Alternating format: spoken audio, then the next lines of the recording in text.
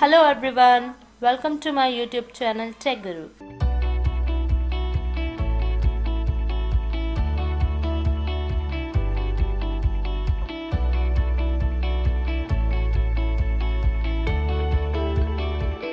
Please click on the like, share and subscribe button. Friends, स्वागत है आपका मेरा पाइथन प्रोग्रामिंग लैंग्वेज की सीरीज में। तो दोस्तों, आप सबके मन में ज़रूर ये क्वेश्चंस आते होंगे कि पाइथन प्रोग्रामिंग क्या है, किसने इसे बनाया था, ये आजकल इतनी पॉपुलर क्यों है। और सबसे ज़्यादा जो क्वेश्चन आपको परेशान करता होगा कि क्या आप पाइथन प्रोग्रामिंग लैंग्वेज को बिना किसी प्रोग्रामिंग एक्सपीरियंस के सीख सकते हैं। सो दोस्तों, मेरा आंसर है आपके लिए यस, आप बिना किसी प्रोग्रामिंग एक्सपीरियंस के भी पाइथन प्रोग्रामिंग को इजीली सीख सकते हैं। सो दोस्तों, चलिए शुरू करते हैं पाइथन के बारे में जानना। पाइथन एक general purpose, interpreted, object oriented और एक हाई लेवल प्रोग्रामिंग लैंग्वेज है। जनरल पर्पस का मतलब हुआ कि पाइथन की हेल्प से आप कई तरह के सॉफ्टवेयर्स बना सकते हैं। आप वो सॉफ्टवेयर भी बना सकते हैं जो विंडोज़ में चलते हैं और आप इसकी मदद से वेब एप्लीकेशंस भी बना सकते हैं। और सबसे इम्पॉर्टेंट चीज़, पाइथन की हेल्प से आप ऑटोमेशन भी कर सकते हैं, जिसमें हम बहुत सारी ऑटोमेटिक चीज़ों के लिए कोडिंग डाल सकते हैं।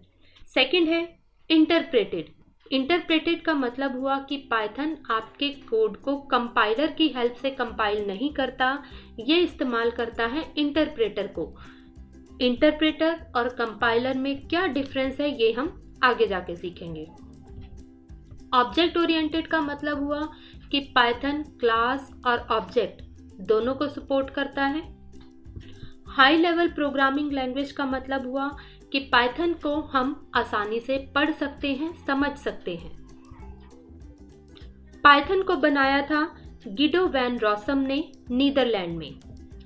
उन्होंने पाइथन लैंग्वेज को स्टार्ट किया था एज अ हॉबी प्रोजेक्ट अपनी छुट्टियों में। और पाइथन का नेम उन्होंने कहाँ से लिया? उनका फेमस टीवी शो था मॉन्टी पाइथन्स फ्लाइंग सर्कस।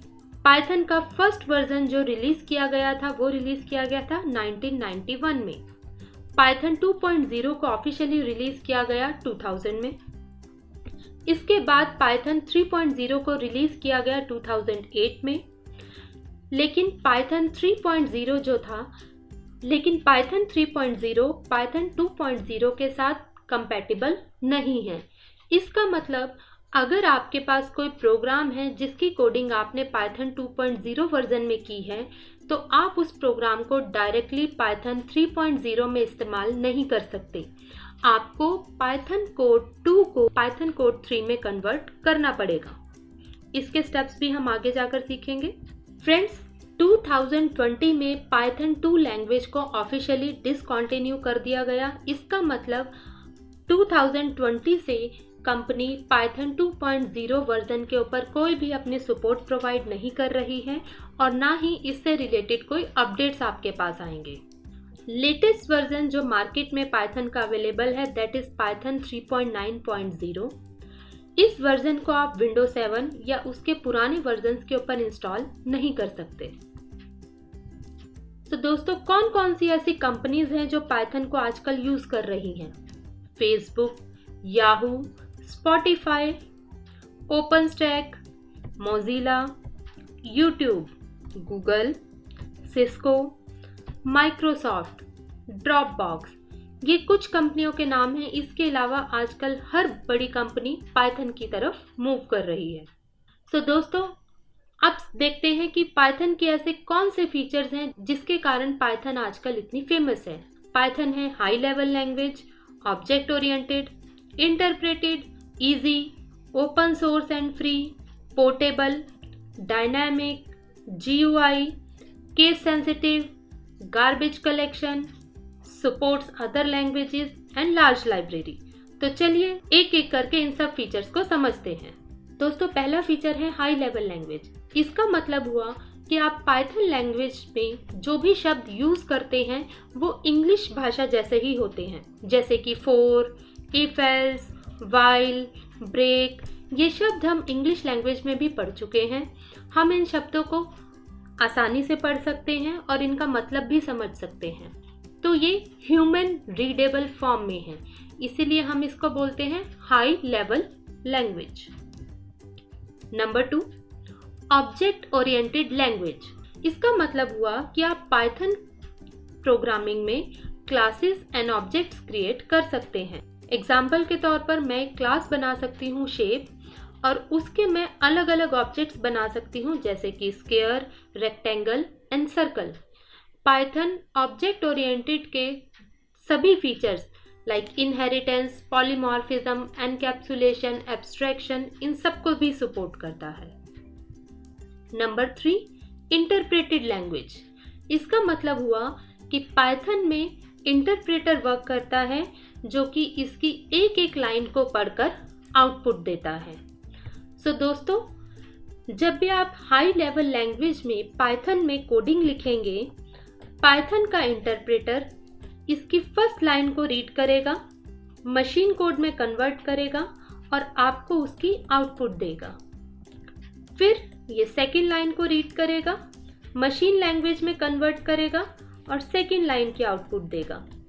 इसका मतलब पाइथन इंटरप्रेटर बेस्ड है, लाइन बाय लाइन कमांड को रन करके आउटपुट देता है, इसीलिए हम पाइथन को बोलते हैं इंटरप्रेटेड लैंग्वेज। जबकि अगर मैं कंपाइलर की बात करूं तो कंपाइलर पूरे कोड को एक साथ रीड करके मशीन लैंग्वेज में कन्वर्ट करता है। सो दोस्तों, पाइथन यूज करता है इंटरप्रेटर, तो हम इसको कहेंगे interpreted language. Number 4, easy to code and understand. So दोस्तों, दूसरी ऑब्जेक्ट ओरिएंटेड लैंग्वेजेस जैसे मैं C++ या जावा की बात करूं तो उसके कंपैरिजन में पाइथन को समझना और सीखना बहुत आसान है। जैसे कि आप देख सकते हैं, मैंने यहाँ पर एक कोड लिखा है।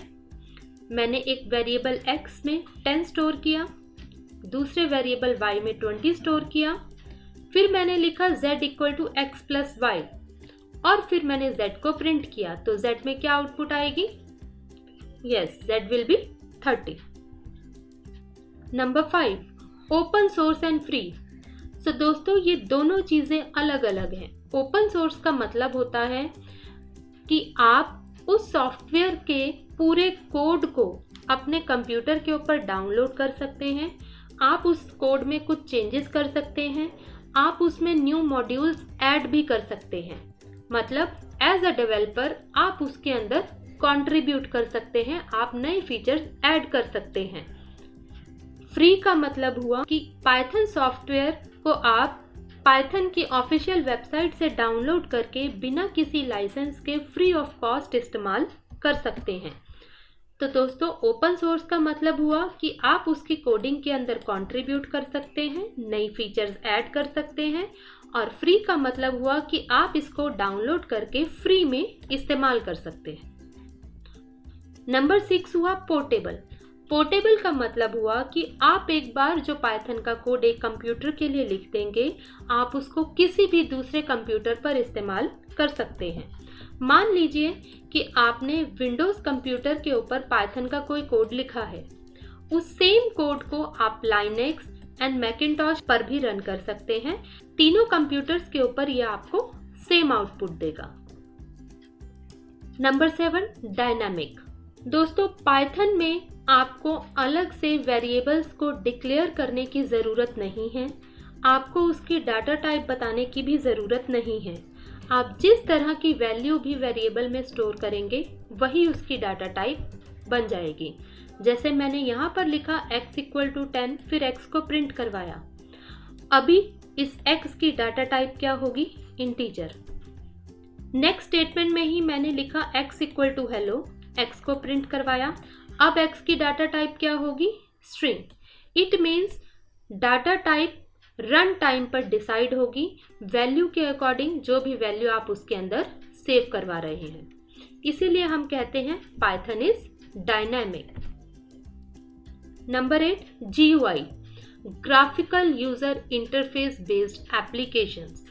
मतलब आप पाइथन की हेल्प से ऐसा कोई भी सॉफ्टवेयर डिज़ाइन कर सकते हैं जिसमें आपके पास एक टेक्स्ट बॉक्स होगा, इसमें आप कुछ टाइप कर सकते हैं, आपके पास डिफरेंट बटन्स अवेलेबल होंगे जिसको आप प्रेस करके यूज कर सकते हैं। So Python supports GUI।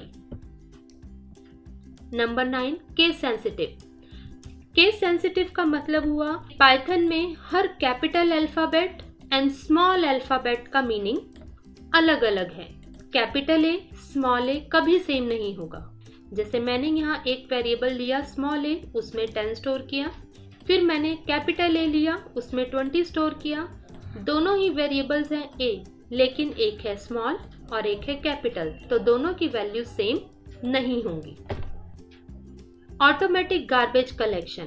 दोस्तों जावा की तरह पाइथन में भी गार्बेज कलेक्शन का फीचर है। जब भी कोई ऑब्जेक्ट की ज़रूरत ख़त्म हो जाती है तो पाइथन उसको ऑटोमेटिकली मेमोरी में से डिलीट कर देता है। 11, सपोर्ट फॉर अदर लैंग्वेजेस। दोस्तों इसका मतलब है कि अगर आप पाइथन में कोडिंग कर रहे हैं तो आप बीच में कोई मॉड्यूल ऐसा भी उसमें इंसर्ट कर सकते हैं जो किसी दूसरी प्रोग्रामिंग लैंग्वेज से आपके पास आ रहा हो, जैसे कि C# या फिर जावा से। सो इट मीन्स पाइथन के अंदर दूसरी लैंग्वेज को एम्बेड करके रन करने का ऑप्शन भी अवेलेबल है।